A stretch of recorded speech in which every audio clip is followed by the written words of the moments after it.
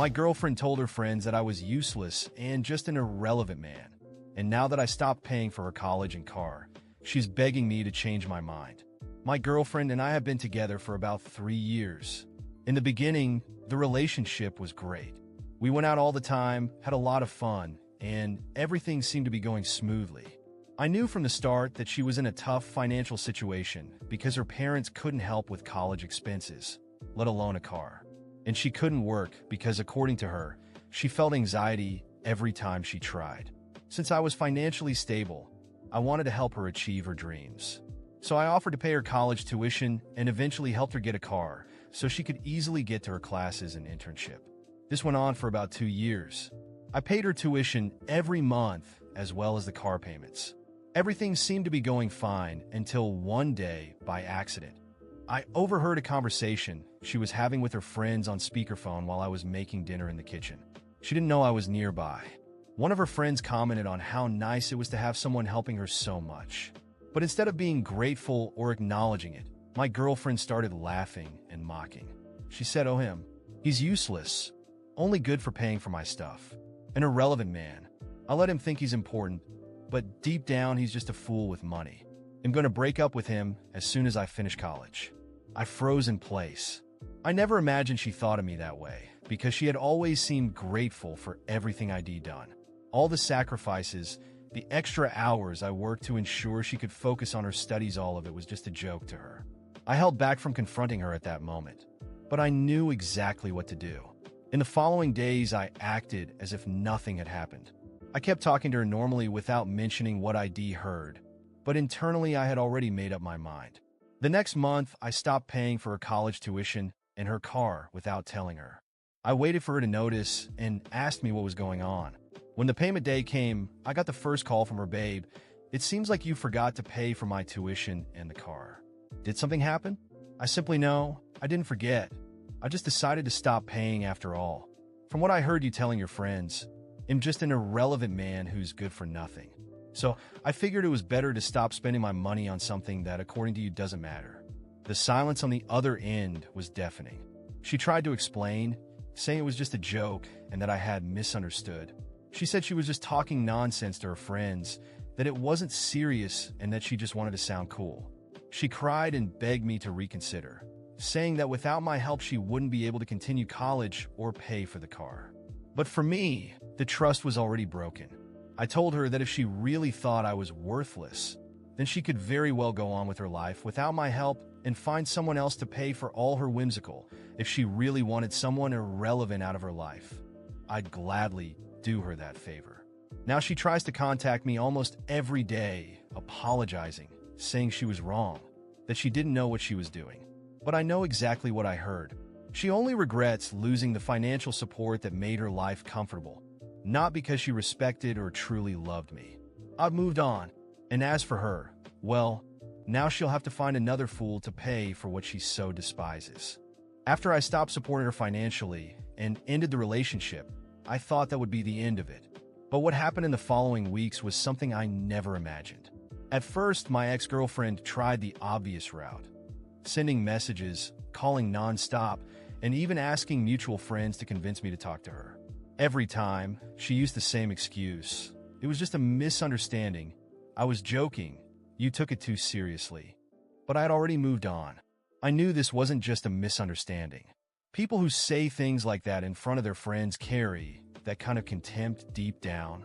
And beyond that, my decision to cut her out of my life was more about self-respect than anything else. What surprised me, though, was how her attempts at reconciliation turned into an obsession. It started with subtle things. One day, I came home and found flowers left at my door. No note, no signature. At first, I thought they might be from someone at work or maybe a friend trying to be kind. But then other surprises followed. One day, I found my car covered in sticky notes, all handwritten apologies, with messages begging for forgiveness, saying she loved me and had been a fool.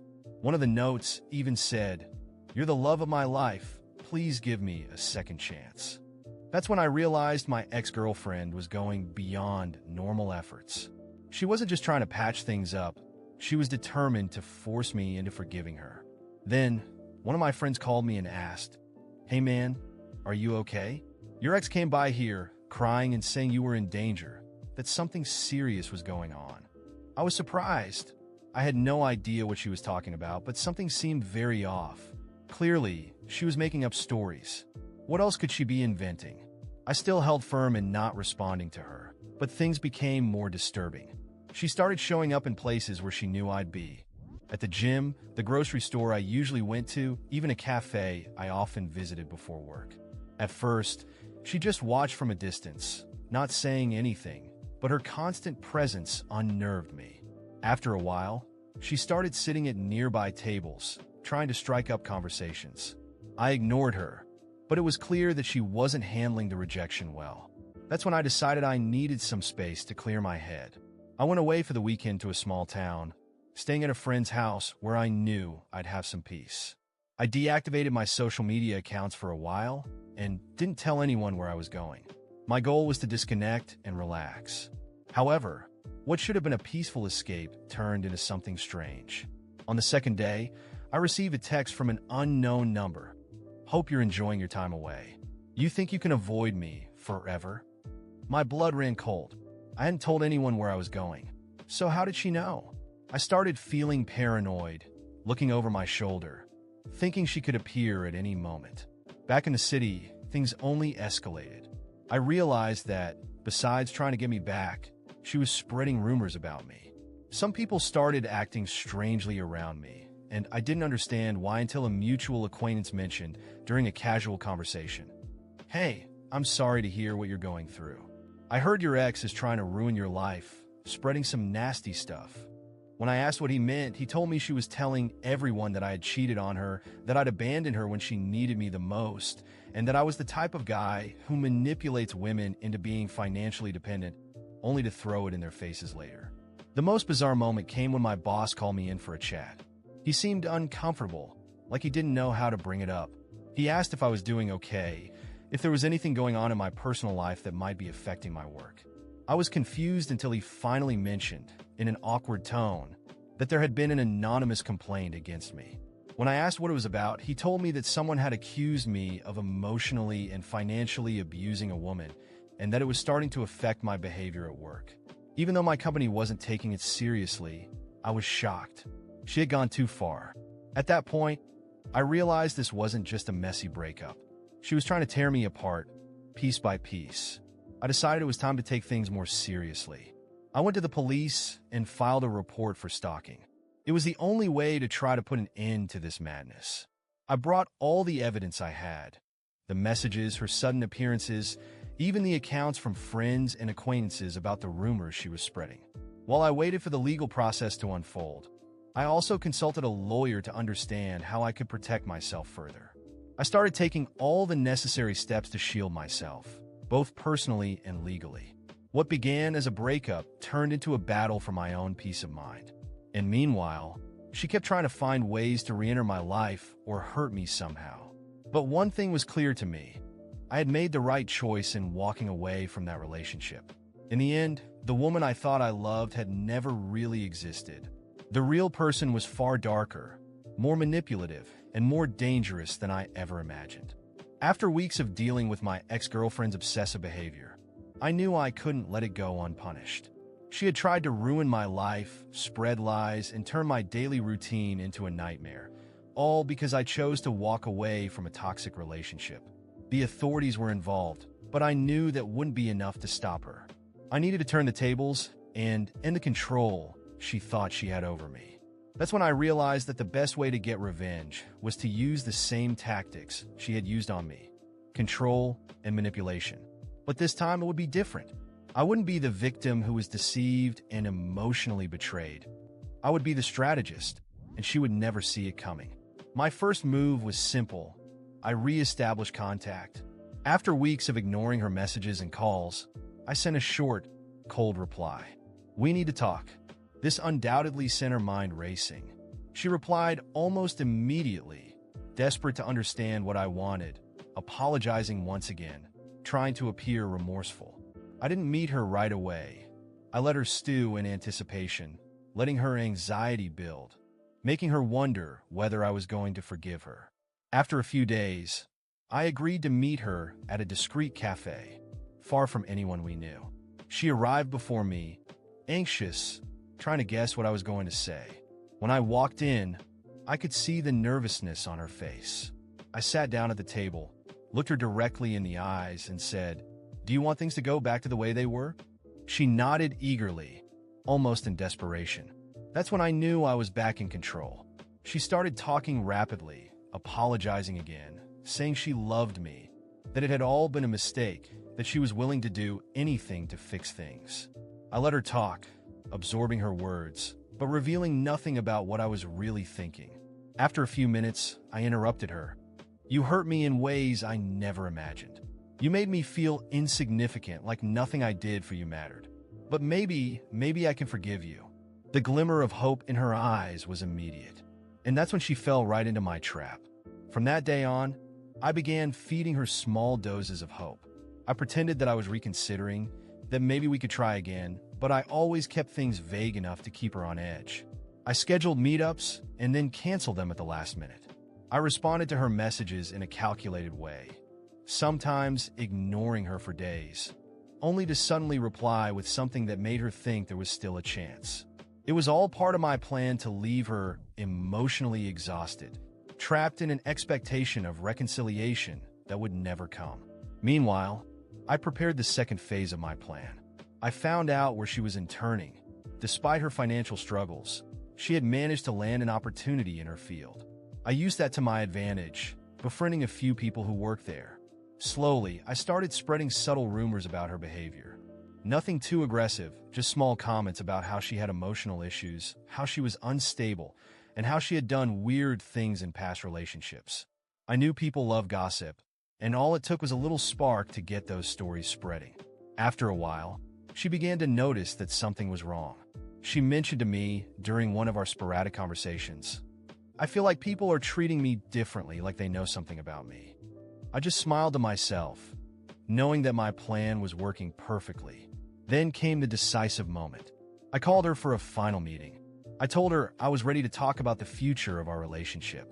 I picked a fancy restaurant, a place she loved and that held special memories for her. She showed up dressed to impress, clearly believing this was the moment I would finally take her back. But I had other plans. During dinner, I remained calm, polite, but distant.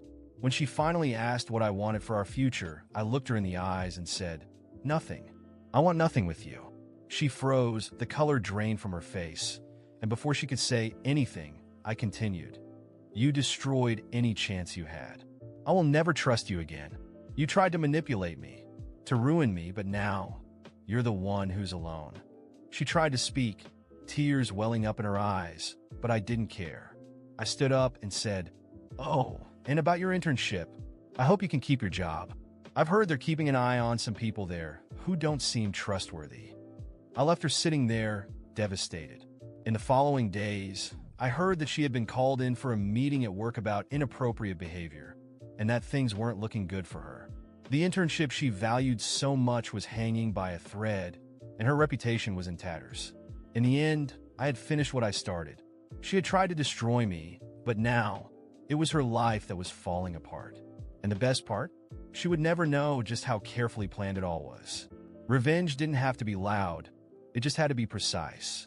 Now that everything is over, I can finally say I'm at peace. The feeling of relief is indescribable. After months of manipulation, obsession, and chaos, I'm finally free from the madness that was having my ex try to control every aspect of my life. The weeks following our last conversation felt like a huge weight had been lifted off my shoulders. She tried to contact me a few more times, of course, sending messages and even showing up at places where she knew I might be. But I was ready. Every time she tried to invade my life again, I stood firm. I ignored the messages, and when she appeared, I simply walked away without acknowledging her. Little by little, I think she finally realized that she had lost control and that I wasn't going to fall for her lies and manipulations anymore. Some mutual friends told me that things weren't going well for her. The internship was canceled. The car I had helped her pay for was repossessed. And now she's dealing with the consequences of her own actions. People started to see who she really was and those who once supported her began to distance themselves. To be honest, I don't take any pleasure in knowing her life is falling apart, but I also don't feel guilty. She created this situation and is now facing the fallout. As for me, life has gotten so much better. I've been focusing on myself, working on my own goals, and getting back to enjoying life without that constant weight of insecurity and manipulation. It's funny how, when you finally cut a toxic person out of your life, everything feels lighter, like the world is full of new possibilities.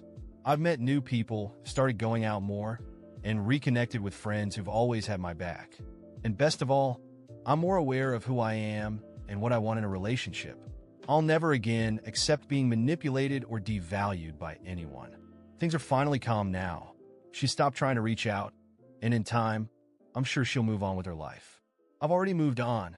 Today, I'm proud to say I got rid of someone who for so long made me feel small and insignificant. Now I'm free to live life on my own terms, without being controlled, without walking on eggshells, without the constant shadow of doubt. And that, my friend, is the best feeling in the world.